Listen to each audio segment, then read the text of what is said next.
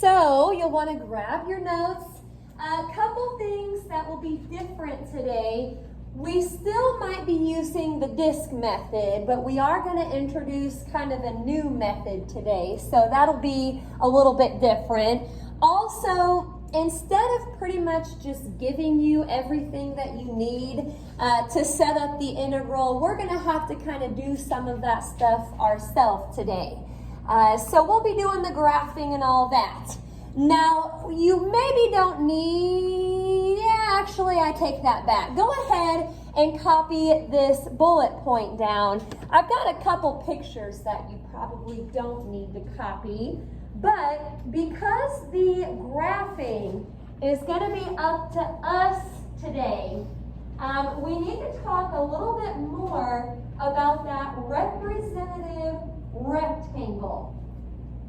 Okay, so it says, with the DISC method, the representative rectangle, so remember it's just a little rectangle inside the shaded region, it's always adjacent and perpendicular to the AOR as axis of revolution, a shorter version.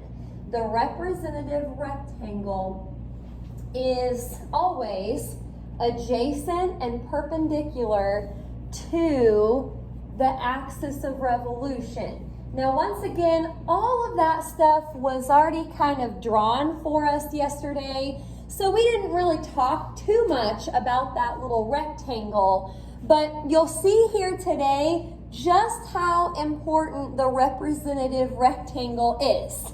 Now, again, I've got a couple pictures up here. You don't necessarily have to copy these, but this is just what I'm talking about. If you're spinning around the x-axis with the DISC method, wherever your shaded region is, the representative rectangle, the part in green here, needs to be adjacent, which means it's touching it.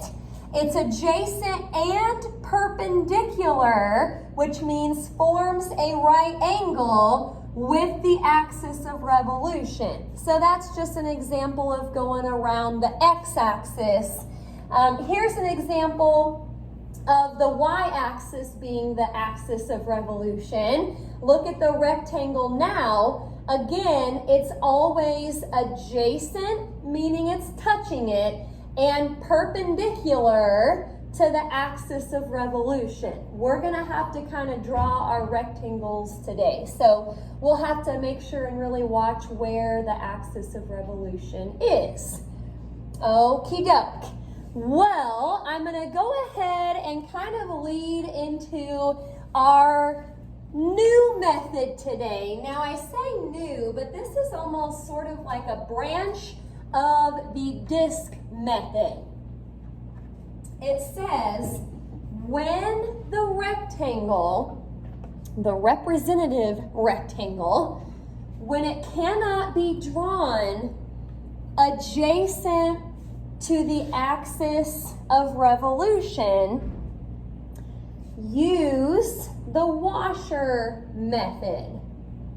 When the rectangle cannot be drawn adjacent to, so it's not right up against the axis of revolution, you'll have to use the washer method.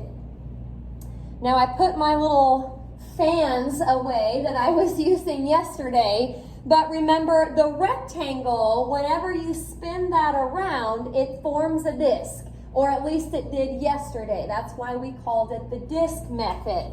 Well, take a look up here at a couple visuals I have for the washer method. This is a pretty good one here. It looks like, they don't have the arrow, but it looks like the axis of revolution is the x-axis. But look at the shaded region. The purplish part right here is the shaded region.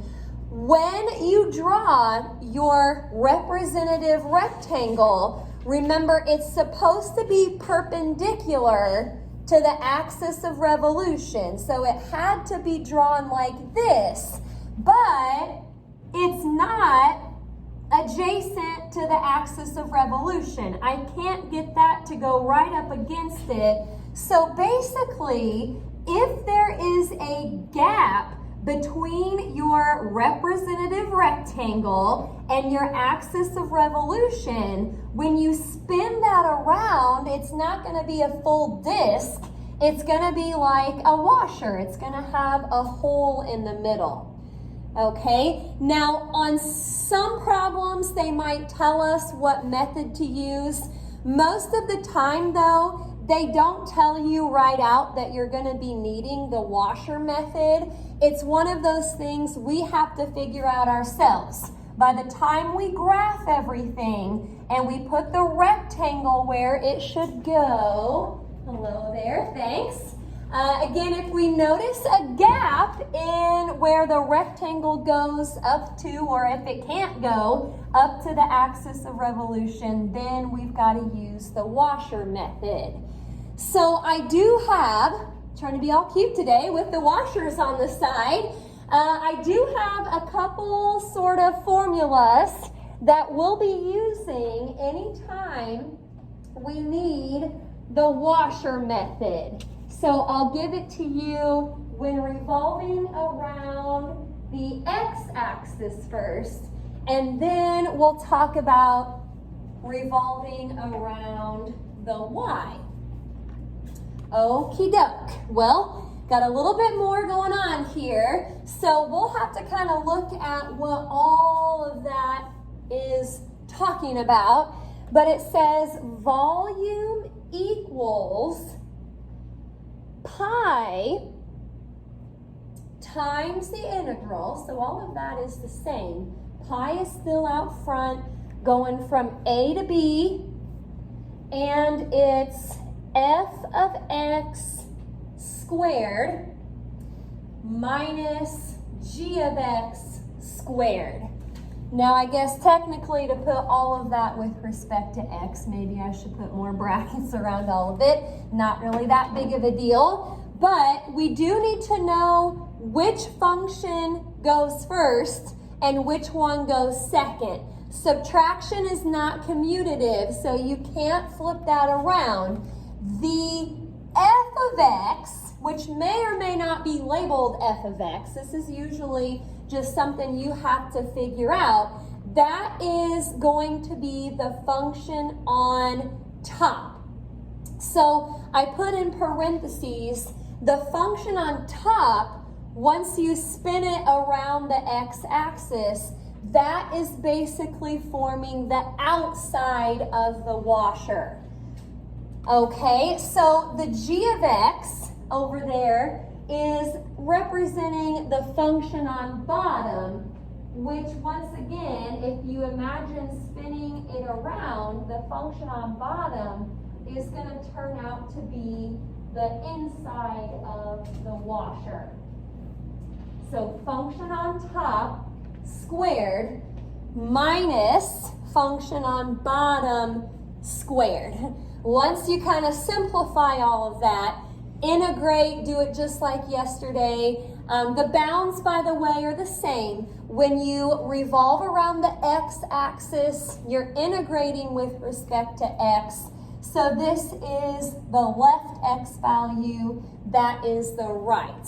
I may go back to that picture real quick so you can kind of see where all of this is coming from. It said the function on top is going to form the outside of the washer.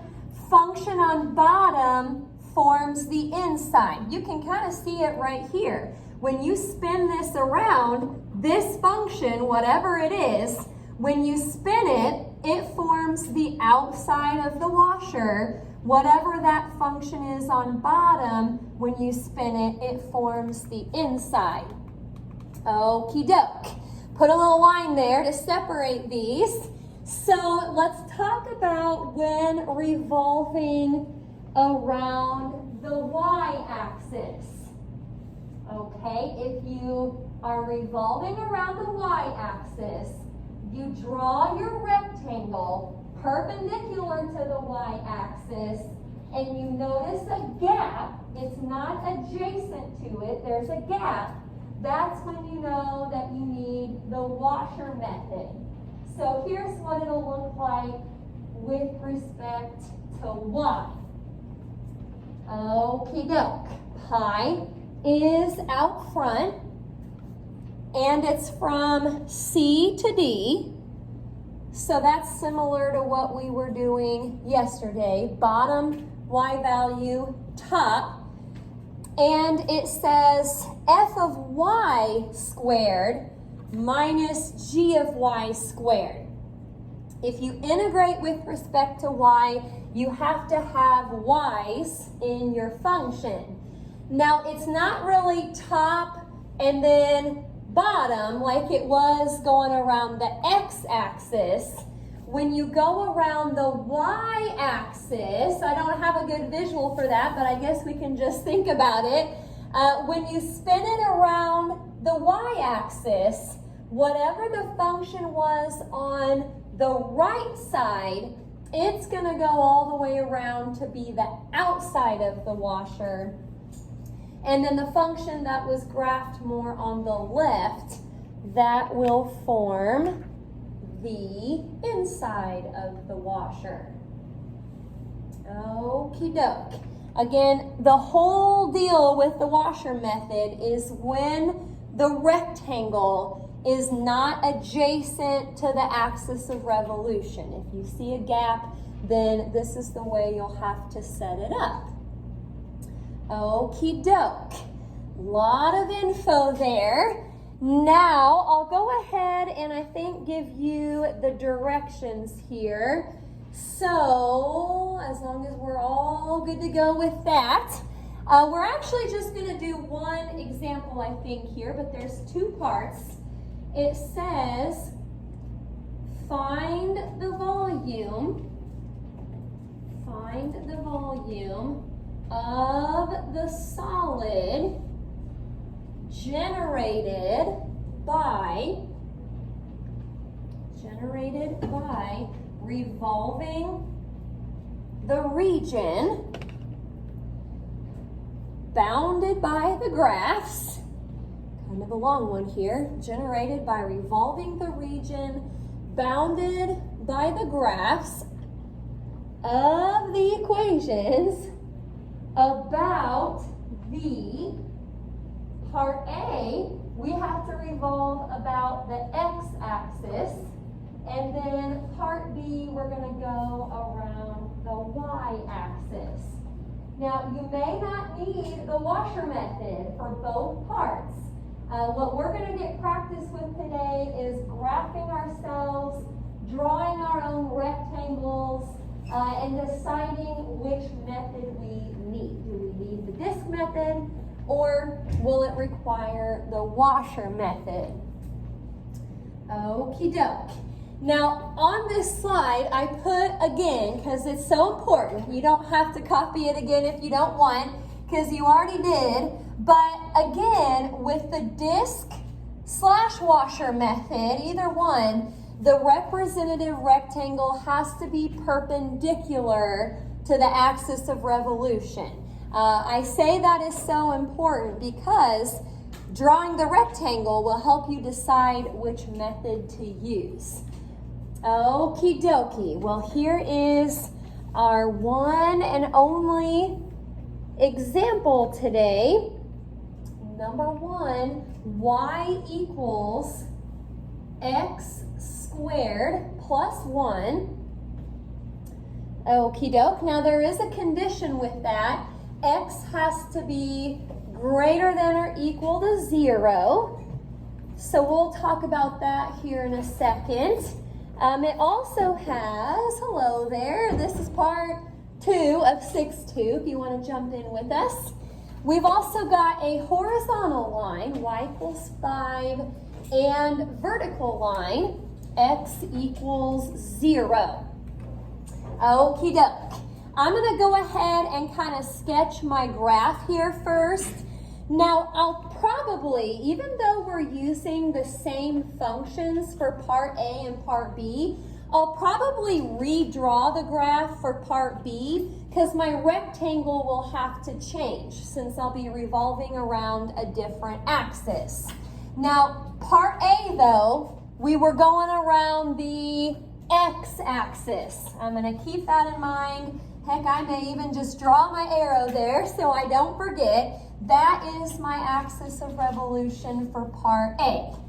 Alrighty, well, what am I doing here? This is, I'm not sure how much I'll need, but this first part here is a parabola shifted up 1. So you can draw the entire parabola if you want, but I see this little condition out to the side and it says x has to be greater than or equal to 0, which means you really only need the right half of the parabola. I'm not even going to draw the left half. So, not there, silly me, Mrs. Street. I got to go up 1. That'll be my next point. Now at 2, 2 squared is 4. 4 plus 1 is 5. I don't have lines up here, but that doesn't look too bad. Now I'm stopping there because I see there's a horizontal line at y equals 5. You can draw the whole line if you want, but I also see that there is a vertical line at x equals 0. So this right here is our bounded region. This is what we're going to be spinning. Now, once again, you got to pay close attention to your axis of revolution, and you'll also have to be careful about drawing your rectangle. Okay, so I want to make sure that we all hear this part. We are spinning for part A. We're spinning around the x-axis. Our rectangle has to be drawn perpendicular to the x-axis, which means you can put it wherever you want in here, but since it has to be perpendicular, I'm not very good at coloring with the markers, but it's gonna have to be straight up and down in order to be perpendicular with the x-axis. Okay, I can't stress enough how important it is to draw the rectangle. If you don't know where the rectangle is and you don't see it, you may not know whether to use the disc method or the washer method. Okay, well that's what we need to decide next. If you look at your rectangle and compare it to the axis of revolution, it is not adjacent to the axis of revolution. So when I spin this around, there's going to be a hole. It's going to be a washer. So we're going to have to use the washer method at least for part A. Things might change a little bit on part B, but again, they didn't tell me what method to use. I just had to notice the gap. It's not adjacent. It can't be adjacent, so we have to go with the washer method. Now, keep in mind, for part A, we're going around the x-axis. You can go back to what you wrote down just a second ago about revolving around the x-axis. Remember, it's top function squared minus bottom function squared. Okay, let's do that. Now I also need to do the bounds, I guess. Since I'm going around the x-axis, lower bound and upper bound, we're going from 0 to 2. Okie dokie. And again, top function squared. Top function here would actually just be the 5 squared. And we're going to subtract the bottom function squared. Now, because we're integrating with respect to x, it's okay to keep that in terms of x. You want it to have x's in it, so when you go to integrate, it is with respect to x. Alrighty, sometimes that is the hardest part, just setting it up. Any questions about how we did that?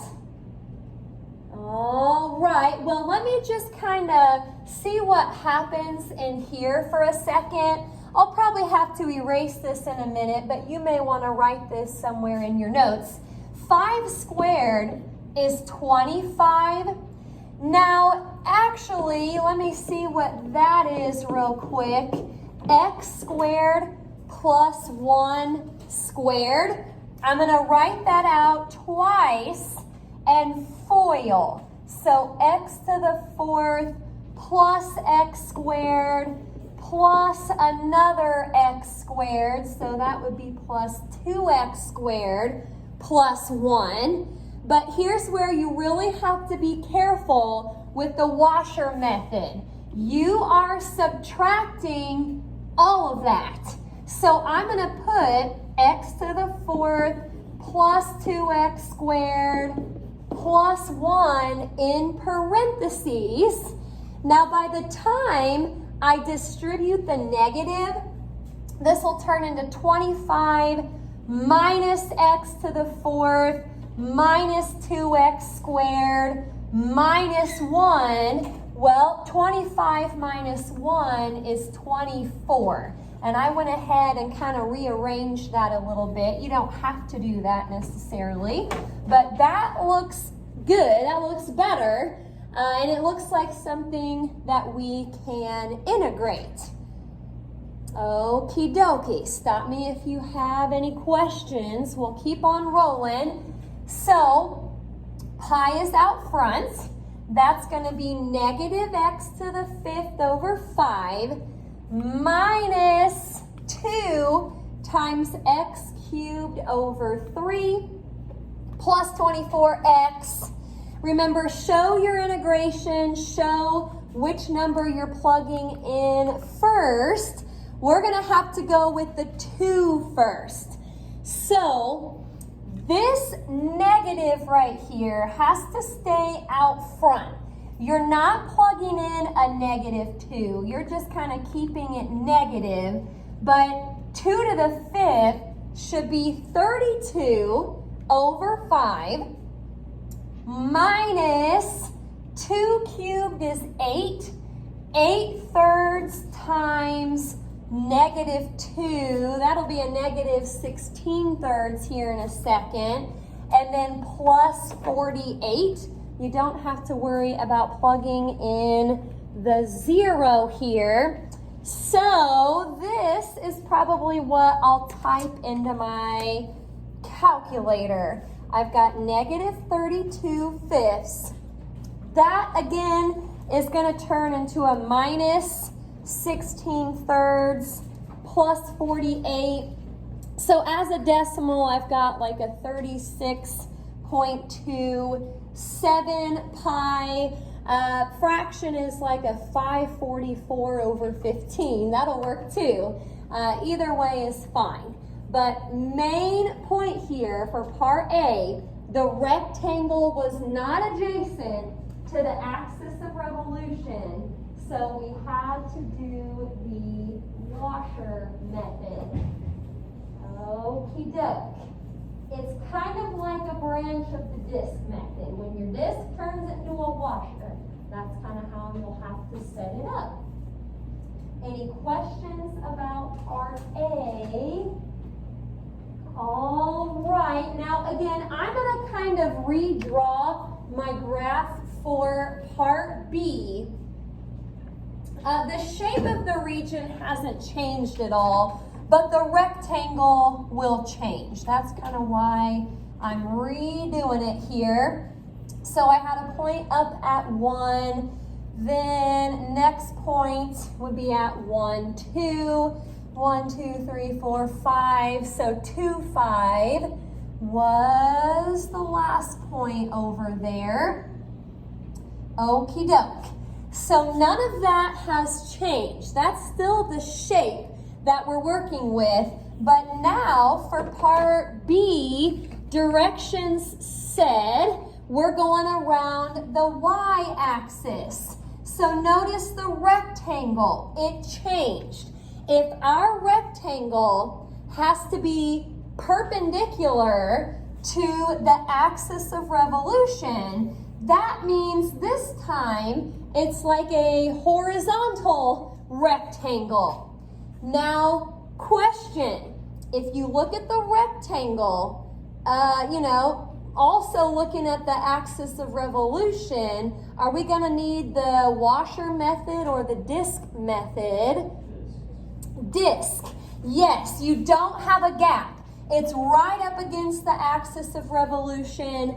You know, if you messed up and you actually tried the washer method here, it would actually be okay. The second part that you would be squaring would just be 0, and subtracting 0 doesn't really matter. So again, if you messed up and went with the washer method here, it'd be okay. Now, the only time you don't want to mess up is when you have to use the washer method, but you accidentally just try it with the disc. That would not be good. Okie doke. So disc method from yesterday, volume equals, now hey, be careful here. Remember, we're going around the y-axis, which means we'll have to integrate with respect to y. The bounds are going to be y's here. It's going to be a 1, 2, a 5, and I can't just plug that in because that has x's. We're going to have to take this function right here, ignoring the little condition out to the side, but take that, solve it for x, and then you'll have something to plug in. So I think I subtracted the 1 and then square rooted both sides. You know, technically, I'm going to put a plus or minus in front, but remember what we saw on some of the problems yesterday. If you square a positive, it's still positive, and if you square a negative, it'll be positive. So that will kind of drop out too. Okie doke. If you spin around the x-axis, integrate with respect to x. If you spin around the y-axis, integrate with respect to y. Well, here goes nothing. Square and square root and plus or minus drop out. So this is kind of nice. We'll go a y squared over 2 minus y. You do have to plug in both bounds this time. So leaving a little pi out front here, we're going to do 25 over 2 minus 5 minus the quantity 1/2 minus 1. So by the time we distribute the negative, we're taking 25 halves minus 5 minus 1/2 and then plus 1. So hey, that was kind of nice there. It worked out to just be an 8. So 8 pi for the volume if you spin that region around the y-axis. Okie doke. Any questions about that? Leave that up there for a second if you're still getting it. Now, the assignment for today, the one I'm going to give you today, is actually going to kind of span 2 days. So this is our assignment, not just for, due tomorrow. I guess technically I won't be able to do a homework check tomorrow. Darn it. I'll give this to you again tomorrow. Maybe then on Friday, I guess, we could do a homework check. But we didn't get to any examples today where we were doing the washer method around the y-axis. That's why I said, you know, you can start on it today, maybe do some of it today, but we'll get the rest of it caught up tomorrow.